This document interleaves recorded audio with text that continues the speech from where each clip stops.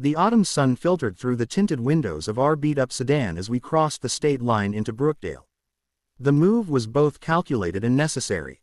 My wife, Natalie, and I had decided we would live lean for a year, stash away our dual incomes, and finally afford a down payment on our dream home. We were in our mid-20s, newly married, and child-free, a dink couple, as they called it. Double income, no kids.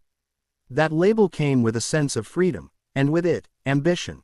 I had recently landed a lucrative position as a back-end developer for a mid-sized tech firm in Brookdale, the kind of job that triples your salary and makes you second-guess everything you ever thought about staying loyal to your last employer. Natalie's job in marketing transferred smoothly, and between the two of us, we were raking in just over 6 figures a year, a considerable amount back in the early 2000s.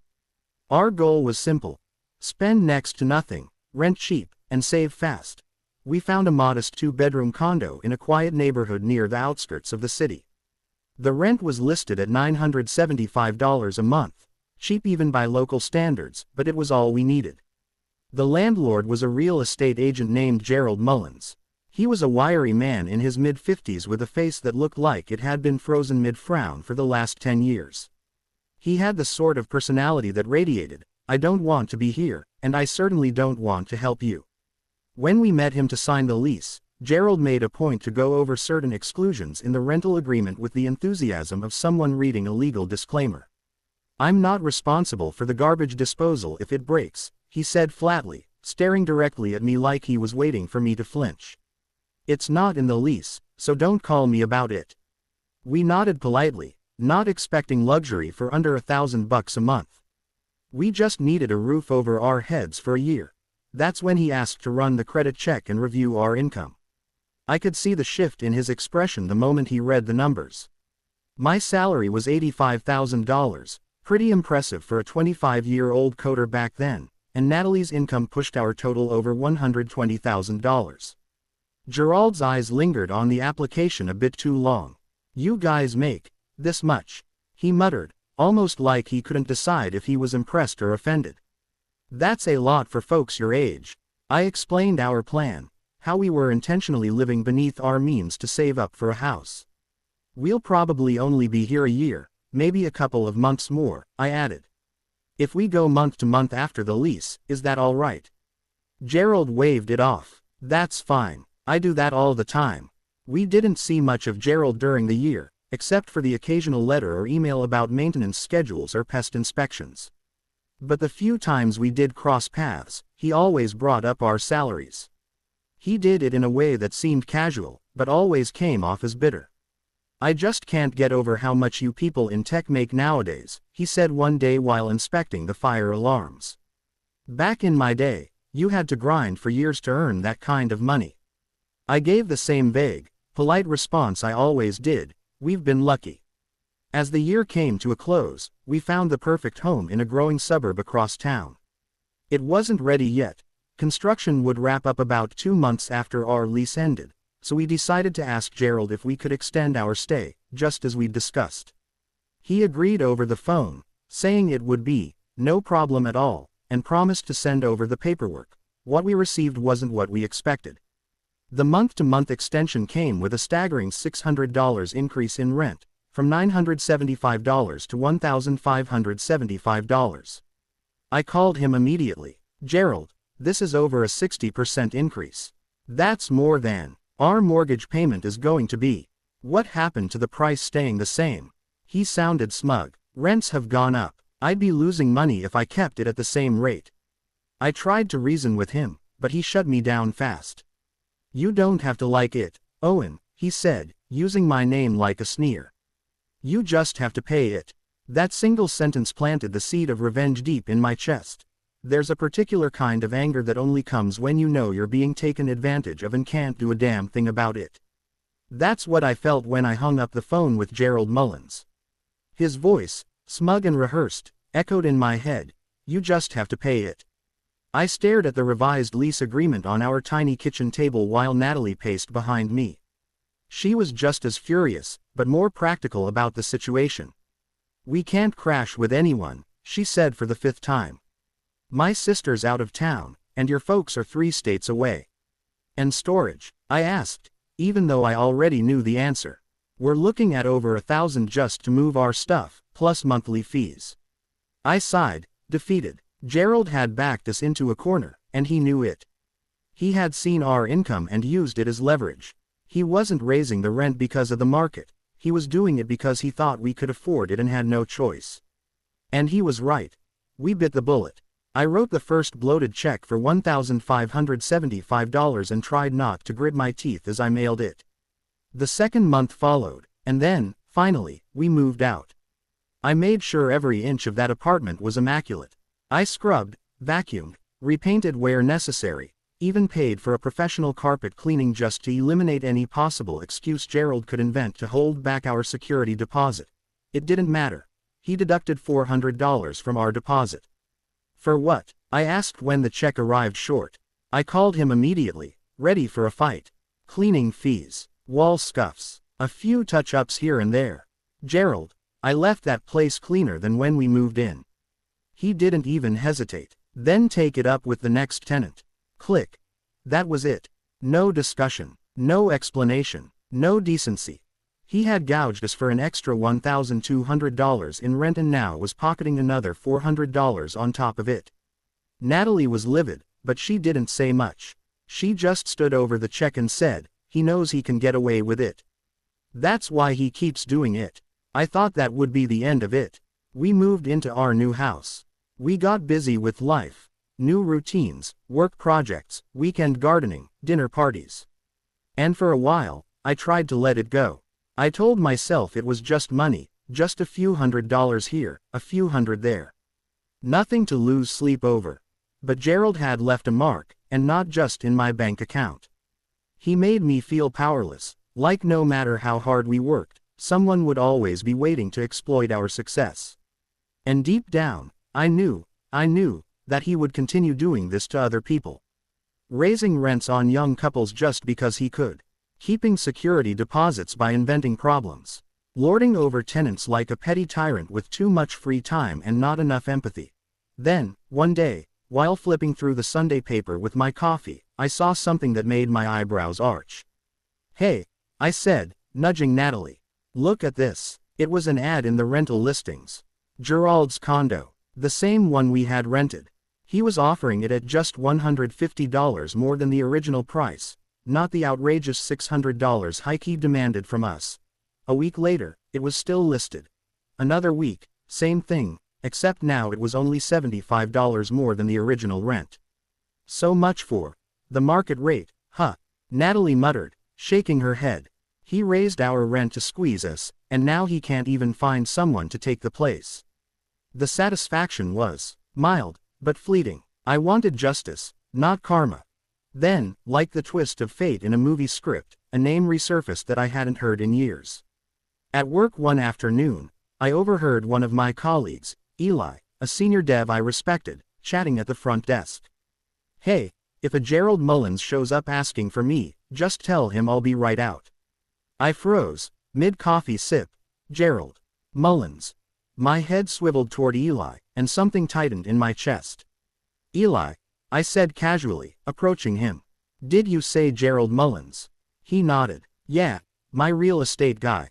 I bought my condo through him a while ago. He's helping me sell it now so I can move into a house."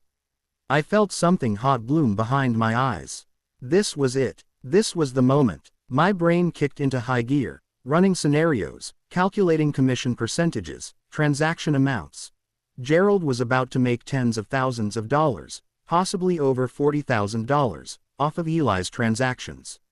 And here I was, standing beside the guy he had fleeced years ago. I smiled. "Yeah," I said softly. "I know Gerald pretty well, actually." I didn't have to wait long. 10 minutes after I talked to Eli, the front door of our tech firm buzzed open and in walked the man himself, Gerald Mullins. He looked exactly the same. Grayish hair combed back in neat, lifeless strands. Pale, thin lips pulled into what I guessed was his version of a smile. And that same cheap brown blazer he always wore, like it somehow made him look more professional.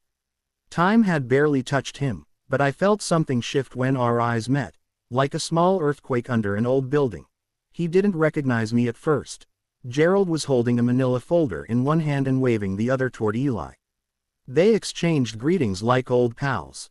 He didn't see me standing 10 feet away by the reception desk, gripping my coffee like it was the last warm thing on earth. It took Eli, bless him, to make the introduction. Gerald, this is my coworker Owen. You might have met him before. Gerald turned, eyebrows raised politely, and held out his hand. When I shook it, I made sure to grip just a bit too tight. Yeah, I said, locking eyes with him. Owen Carlisle. My wife and I used to rent your condo a few years back. Remember us? There was a pause. I watched it happen, the twitch in his left eyelid, the subtle falter in his smile, the wheels turning behind his deadpan stare. Recognition bloomed like a spreading ink blot. The guy who paid him over $1,000 in rent a month. The guy he squeezed for 2 more months of inflated rates. The guy he'd screwed out of a security deposit for wall scuffs. Oh, yes, he finally said, trying to recover. Of course, you two bought a place after that, right? We did, I replied. Right after that extra $1,200 you tacked on. Made that first mortgage payment feel downright cheap. Eli looked between us, obviously catching on to something unspoken. He chuckled awkwardly and gestured toward a nearby conference room. Let's, head in here, Gerald. We can go over the paperwork. I didn't move. I stood by the glass door, watching through the panel as they sat down and started talking numbers. I wasn't supposed to be in that meeting, but I didn't need to be. I already had the numbers in my head. Eli was selling his condo, likely somewhere in the ballpark of $250,000. He was upgrading to a home that was easily pushing $500,000. Gerald, if acting as both listing and buying agent, would walk away with somewhere in the range of 6% commission, 3% from each side. That was $45,000. I leaned back against the wall, feeling the weight of my own anger tighten into something sharp and calculated. Natalie always said I held onto grudges like souvenirs. Well, I was about to turn one into a trophy. Later that day, as Gerald was heading out, I made sure to walk by. Take care, Gerald, I said with a friendly tone that couldn't have sounded more fake if I'd rehearsed it. He turned slightly and gave me a stiff nod, his smile twitching at the edges. He knew. He remembered everything. And so did I after he left. I found Eli by the coffee machine. So, I said casually, you really going with Gerald for both deals? Eli shrugged. Yeah, I mean, I've worked with him before. He was all right. I've got a story you might want to hear before you sign anything. He raised an eyebrow. A story, let's just say. I continued. Gerald's got a very flexible understanding of honesty when it comes to tenants and money. If you give me 5 minutes, I can give you a reason not to let him anywhere near your paperwork. Eli didn't need much convincing. We went into one of the small breakout rooms and I laid it all out. Every detail, every insult, every sneaky tactic.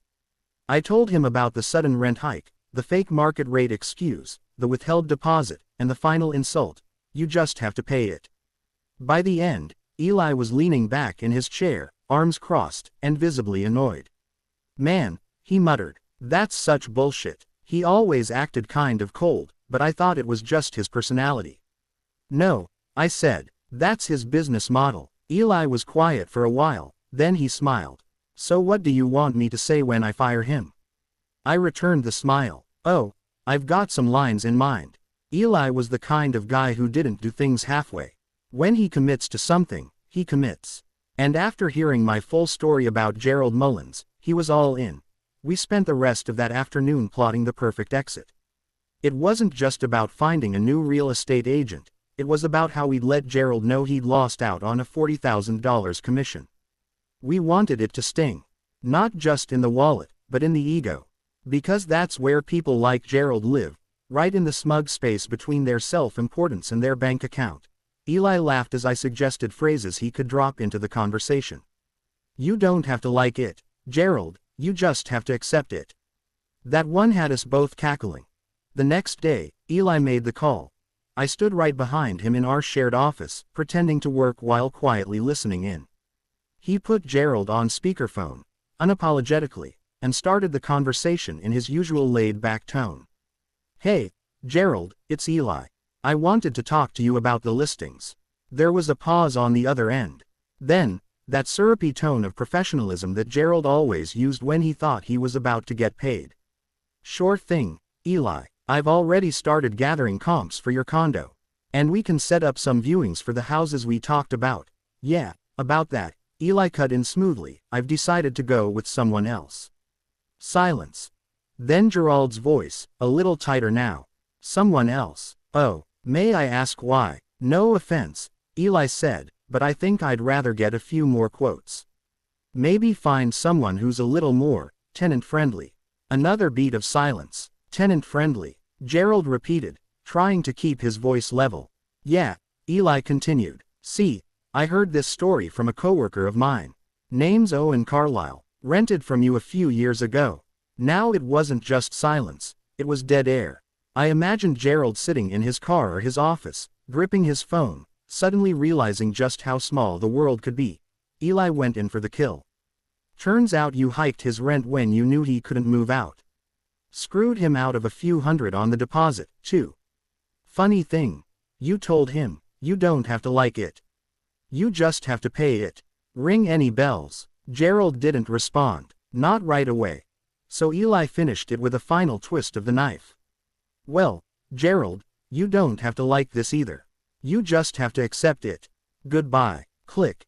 It was one of the most satisfying moments I've ever witnessed in real time. Eli turned to me, grinning like a kid who just got away with stealing candy from a vending machine. I let out a slow exhale and gave him a nod. That, I said, was art. Within a week, Eli had found a new agent, someone local, energetic, and far more pleasant to work with. The condo sold for slightly above asking, and the new house he bought was a killer deal in a great school district. The whole transaction, close to $650,000 combined. That meant Gerald Mullins missed out on roughly $39,000 to $41,000 in commission. Easy money that should have been his, if only he hadn't tried to screw over a young couple for an extra month's rent and a few $100 in cleaning fees. But the best part wasn't just that Gerald lost the money, it was that he knew exactly why. No questions. No ambiguity. No chance to pretend it was just a coincidence. It had everything to do with me. That moment became a kind of legend in our office. People started calling it the condo clapback. Eli loved retelling it, always with dramatic flair. And every time he did, someone would ask me, wait, that actually happened. And I'd smile. Every damn word. I wish I could say that screwing Gerald Mullins out of $40,000 cured something in me. That I suddenly felt whole, vindicated, healed. But the truth, it was a high, sure, but more like a spark than a bonfire. The flame flared bright, fast, and then settled into a quiet glow. Still, it stayed with me. I found myself thinking a lot about how small the moment had been in the grand scheme of things. Just a phone call, really. A few words, a polite goodbye, and boom, there went Gerald's payday. No screaming matches, no lawsuits, no scorched earth social media exposés. Just precision. A scalpel, not a hammer. And that's what made it so perfect. Natalie noticed the shift in me. Over dinner one night, a couple weeks after it all happened, she set down her fork mid-bite and tilted her head. You've been weirdly chill lately, she said. What's going on in that vengeful brain of yours? I smirked. Let's just say, an old debt got settled. Her eyes widened. Wait, Gerald. I nodded. Her laugh was immediate, full-bodied. Tell me everything. So I did. From the moment I overheard Eli drop his name to the second he hung up that phone, stunned and bleeding green. By the end, she was wiping tears from her eyes, part disbelief, part glee. That is so petty, she said, and I could see the pride flickering behind her smile. But so satisfying. That's when it hit me, why it had mattered so much. It wasn't just the money. It wasn't even Gerald's arrogance, or the way he spoke to me like I was a child who didn't understand how the world worked. It was the imbalance. Back then, we had no leverage. We were two young professionals just starting out, caught between timing and circumstance. We couldn't afford to fight back. Gerald had all the power, and he knew it. That's what made him dangerous. Not just the act of overcharging, but the smug certainty that he'd never face consequences. Now, years later, the scales finally evened out. I wasn't a powerless tenant anymore. I was an equal, hell, a rival, in a way. Someone who could affect his income, his reputation, his livelihood. And I did. But with that satisfaction came a quieter thought: how many others had he done this to? Because Gerald's scheme, raising rent on people with no other option, inventing, cleaning, fees, making tenants feel like they were lucky just to have a roof, it wasn't a one-time gig. It was a business model. And if it had worked on us, you can bet it worked on a dozen others. I started asking around. Subtly, at first, I checked online reviews of his agency. Most of them were standard real estate fluff, but the few negative ones were eerily familiar. Beware hidden fees. We lost a chunk of our deposit over stuff that wasn't even in the lease. Unresponsive during repairs, but quick to charge you when moving out. Rents increased without notice. Different tenants, same blueprint. At work, I mentioned Gerald's name in passing to another coworker, Lana, who had moved into Brookdale around the same time as us. "Oh God," she groaned. "That guy, he showed me a listing once and gave me serious creeper vibes. Acted like I was wasting his time because I wanted to see something under $1,000 a month." More and more, the picture filled in. Gerald Mullins wasn't a fluke. He was a system, one designed to profit off people's lack of options. And the thing that scared me wasn't that he existed, it was that there were so many more like him. Landlords, managers, bosses, people who thrive on the illusion of power imbalance, who get high off the fact that other people are afraid to push back. It made me start thinking bigger. How do you stop people like Gerald from becoming normal? You hit them where it hurts. Their money, their deals, their referrals. And if you can't do it directly, you whisper in the right ears. So I did. A month later, when I heard another friend at work talking about looking for an agent, I spoke up. "Anyone but Mullins," I said simply. Seriously, it became a sort of rule among our circle: don't rent from him. Don't buy with him. Don't trust him. I don't know how many deals he lost because of me, but I know it wasn't just the one. And that made me sleep just a little easier. By spring, the incident with Gerald had faded from office gossip to personal memory. But for me, it stuck, not as some fiery vendetta still burning, but as a quiet anchor. A reminder of what it meant to reclaim power, not through shouting or threats, but by being strategic. Precise. For the first time, I started seeing leverage not as something others had over me, but as something I could create for myself. It shifted how I worked. I negotiated harder on new project responsibilities, called out manipulative clients, and stopped apologizing for setting boundaries. I wasn't out for vengeance anymore. I was out for balance. Funny thing about revenge, it changes your lens. After Gerald, I couldn't unsee the ways people exploit others in small, insidious ways. It made me less tolerant of excuses, more careful with my trust, sharper. Natalie noticed it too. "You're different," she said one evening as we sat on the back patio, watching the dog chase shadows in the grass. "Not angrier, just stronger." I thought about that. She wasn't wrong. The Owen who had once been nervous about pushing back on a $500 rent hike had evolved into someone who could dismantle a man's commission stream with nothing but a story and a well-timed phone call. It wasn't just Gerald I'd been angry at all along. It was the system that let him operate so casually, renting in a tight market. Being young and inexperienced, wanting to do the right thing. That's what people like Gerald prey on. They count on you being scared to cause waves. But I wasn't scared anymore. One day, a coworker named Tara approached me quietly in the break room. "Hey, is it true you got someone fired from their real estate deal?" I laughed. "Not fired. Just replaced." She leaned in. "Was it Gerald Mullins?" I raised an eyebrow. "You know him." "Yeah," she said bitterly. "He jacked up my sister's rent and then ghosted her when the plumbing backed up. She's still fighting to get her deposit back." I felt that familiar flame flicker in my chest. "Tell her to call me," I said. "I've got a few tips." That's when it started to feel like something more than just a personal win. I wasn't just settling old scores, I was helping people avoid stepping in the same traps. Sharing my story, not as gossip, but as warning. Protection. Justice. I posted a detailed, anonymous review of our experience online, listing the exact tactics Gerald used, with timestamps, receipts, and tips for what to include in your lease agreement next time. It went semi-viral on a tenant forum, getting upvoted hundreds of times. Other former tenants chimed in.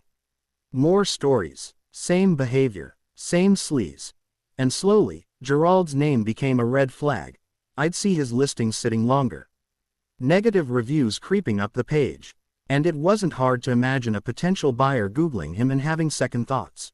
Revenge had turned into reputation erosion. The longer-term effects started showing themselves when I got a call one day from a recruiter in the area. "Hey, Owen, we've got this new software platform we're building for tenant rights management. I saw some of your writing online. Any chance you'd want to consult on the UX?" I blinked. My frustration, my pain, my stupid landlord story, it had become proof of insight. Of relevance. I said yes. And just like that, Gerald's legacy became part of something useful. Something bigger.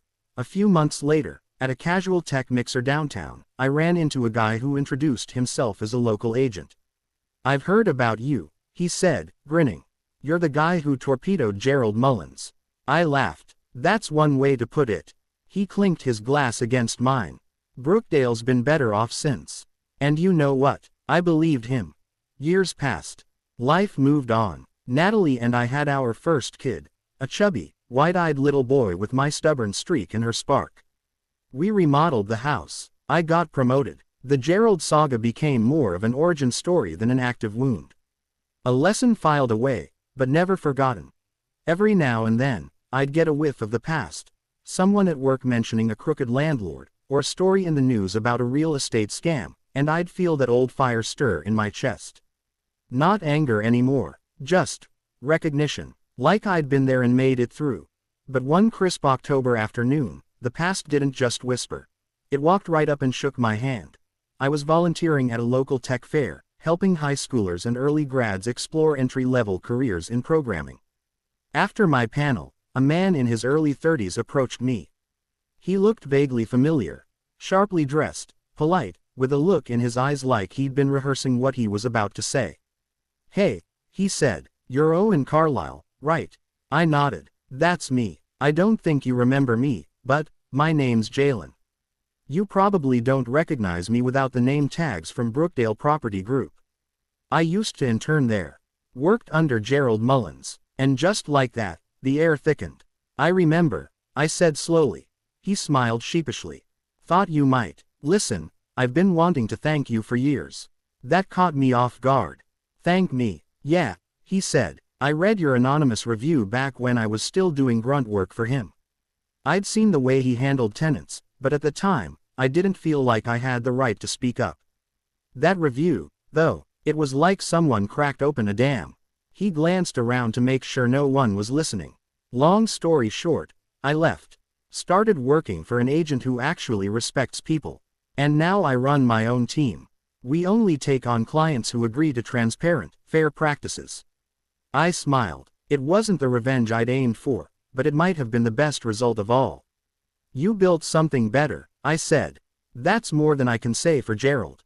Jalen chuckled. "Yeah, about him. Heard he downsized. Lost a couple big clients after some reviews started circulating. Word got around." He paused. "People don't forget, you know. Especially the people who were screwed over but never had a voice. You gave 'em one." That moment stayed with me longer than anything else.